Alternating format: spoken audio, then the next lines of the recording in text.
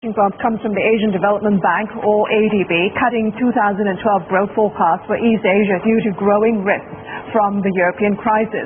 The ADB cut its forecast for 14 East Asian economies, excluding Japan, to 7.2% from the 7.5% predicted in September. In a worst-case scenario, if the US and Europe slow as much as they did in the 2008-2009 global crisis, East Asia would grow only 5.4% in 2012. The ADB also lowered its 2011 forecast slightly to 7.5% from 7.6%. Joining us to talk more about it, Iwan, Azis, head of the Office of Regional Economic Integration at Asia Development Bank. Iwan, let me clarify your report. You've lowered your growth forecast in the worst-case scenario, but doesn't mean the region is going to go into a recession, correct? Correct, absolutely correct. So what's the basis for that? Is it because Asia is now being more successful in rebalancing its economy away from the external shocks? Is that how it's working? Well, a couple of reasons. One of them is that if you look at the sources of growth in Asia in the last couple of quarters, it's clearly domestic demand oriented. So that helps, because when the external environment is not conducive like what it is now, and the fact that many of the Asian economies are still export dependent, then it's not only domestic demand, but many of the Asian countries' export are moving to other emerging markets, including within Asia itself. So those two factors are among several factors that contribute to continued resilient growth, despite the fact what is happening in Europe and in the US. You're talking about slow decoupling, correct? Correct. Okay. So if that's the case, when it comes to policymakers trying to shield the region from external shocks, when you look at how China has cut the RRR, when you look at how Australia today has cut rates, do you think policymakers, do you think central banks in Asia are doing enough to shield their own economies from these external shocks?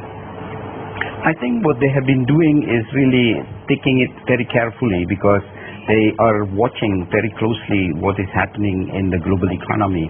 Because if they are doing too much and too fast, that may also reignite the inflationary pressure, because we just have to remember just 6 months ago, we were all talking about the threat of inflation in the region. So yes, they are now swinging the pendulum towards concerns more of the slow growth of the economy, and that's why they are easing the monetary policy. In some countries also trying to stimulate through the fiscal policies. But they cannot do it too fast and too much at this stage, because no one knows exactly what is going to happen in Europe and in the US. Iwan, this is Paul Day from Market Securities in London. One of the stories that's been emanating over the past couple of weeks is some of the European banks, there was talk that Crédit Agricole, possibly HSBC, were looking to offload some of their Asian loan portfolios. Is there something that obviously concerns you? Is it something that the ADB will be able to pick up the slack on and keep trade finance going? Well, of course not the ADB only that can pick up the slack, because many of the domestic demands in Asia, domestic banks in Asia have quite ample liquidity. So it's not so much that they don't have the liquidity. The question is, of course, whether they are going to fill in the gap that was caused by the pulling out of some of the European banks from the region. Iwan, this is Louisa in London as well. I've been talking to a couple of investors over the past few sessions who indicate that they're starting to see more flows, more willing flows of money to go into the Asian markets in particular. Are you seeing that from your end as well?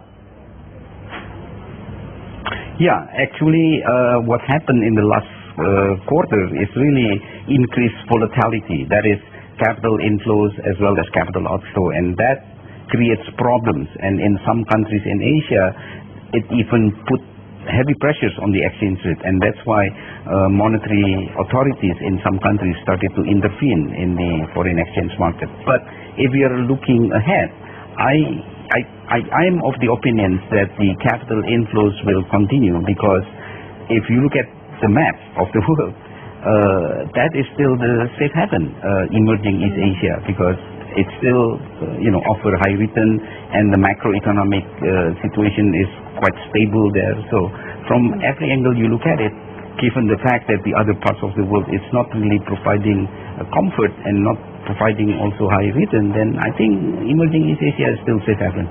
One thing I picked up on in the last couple of months or couple of weeks, Iwan, is the fact that, things have been so volatile. Capital inflows come in one day and then they're out the next. Everything's been up and down. Right. Currency's been up and down as well. All this volatility that we're talking about, how disruptive is it for Asian growth? I mean, in terms of how you plan the whole economic scenario for these central banks and for policymakers. Yeah, well, so far it's rather limited, but as I said, in some countries, the volatility has been peaking, and that is the reasons why policymakers in those countries started to intervene the market, because they don't want this volatility in the financial markets affecting the overall big macroeconomic pictures, because many of these countries have been able to maintain prudent and stable macroeconomy, which is one of their strengths, and they don't want to jeopardize that just by allowing the current turmoil in the markets affecting those indicators. All right.